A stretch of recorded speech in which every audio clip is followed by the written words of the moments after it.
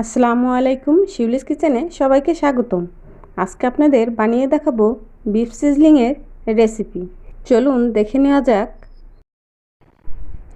একটা বাটিতে 600 গ্রাম গরুর মাংস নিয়েছি। এটা 2 ইঞ্চি পরিমাণে লম্বা পাতলা করে কেটে নিয়েছি। এর মধ্যে দিয়ে দেব আদা রসুনের পেস্ট 1.5 চা চামচ, হাফ চা চামচ শুকনো মরিচের গুঁড়া, হাফ চামচ লবণ,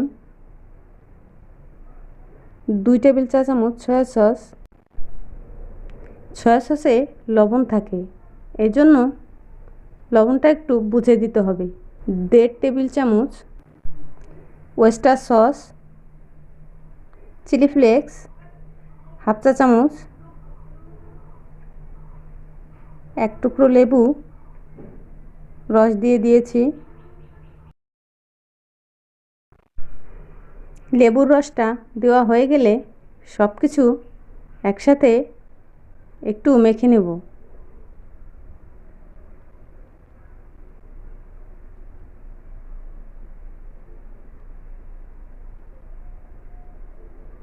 দিয়ে দেব গোলমরিচের গুঁড়া 1 চা চামচ, আবার একটু মেখে নেব।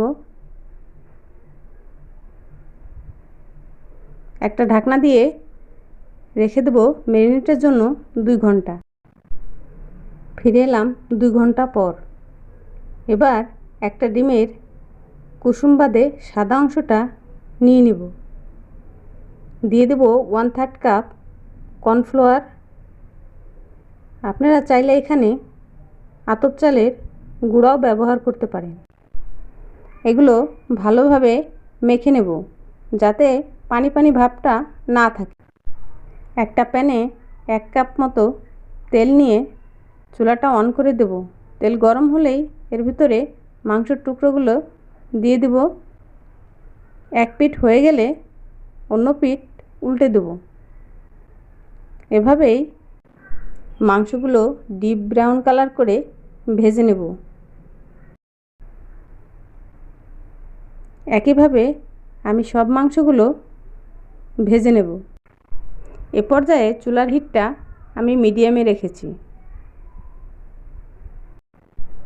অন্য একটা চুলায় প্যান বসিয়ে যেই তেলে মাংস ভেজেছিলাম ওখান থেকে 4 চামচ তেল প্যানে দিয়ে দেব।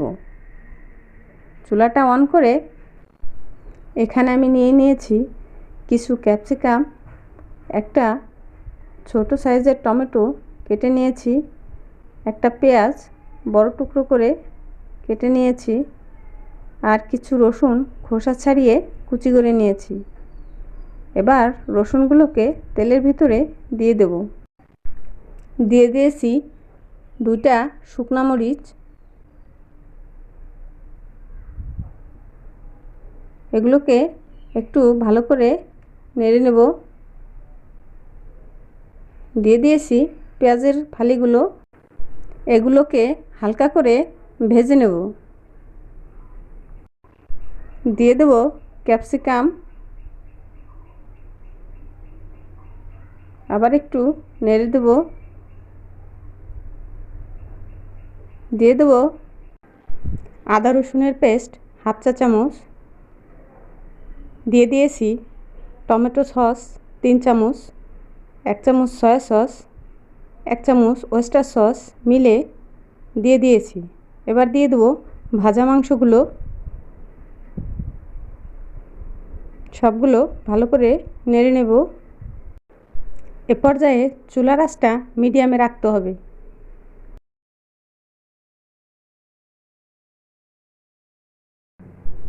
1 কাপ পানির মধ্যে 2 টেবিল চামচ কর্নফ্লাওয়ার দিয়ে গুলিয়ে রেখেছিলাম, সেটা ঢেলে দেব।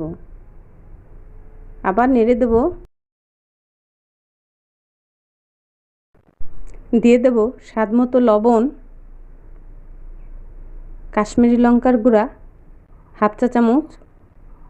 এটা অপশনাল, জাস্ট সুন্দর একটা কালারের জন্য আমি এটা দিয়েছি। দিয়ে দেব 1.5 টেবিল চামচ চিনি আর কেটে রাখা টমেটোর ফালিগুলো হালকা করে নেড়ে দেব।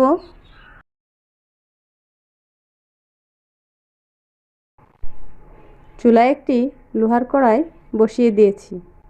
দিয়ে দেব এক টুকরা বাটার।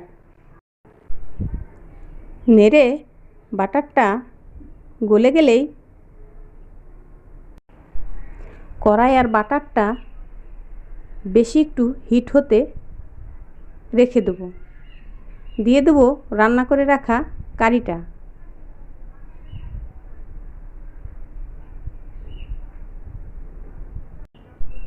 সুন্দর একটা স্মেল আসার জন্য ঢাকনা দিয়ে কড়াইটা ঢেকে দেব।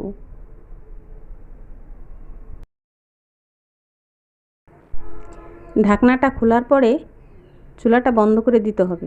আমার বিফ চিজলিংটা রান্না হয়ে গিয়েছে। লোহার কড়াইটা আমি এজন্যই নিয়েছি যাতে এটা নিচ থেকে পুড়ে না যায়। আসছে কুরবানি ঈদে আপনারা এরকম একটা ইউনিক রেসিপি রান্না করে পরিবারের সবাইকে নিয়ে খেতে পারেন। যদি ভিডিওটা ভালো লেগে থাকে তাহলে একটা সাবস্ক্রাইব করে দেবেন। সবাই ভালো থাকবেন, সুস্থ থাকবেন। আল্লাহ হাফেজ।